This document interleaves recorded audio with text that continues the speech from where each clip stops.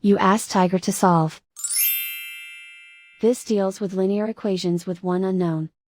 The final result is p equals 31 over 2. Let's solve it step by step.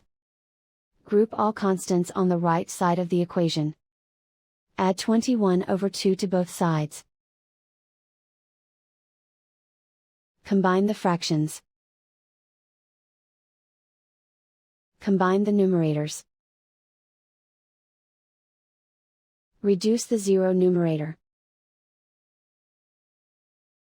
Simplify the arithmetic. Convert the integer into a fraction.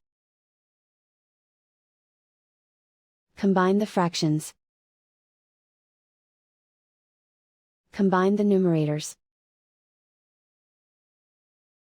And so the final result is p equals 31 over 2.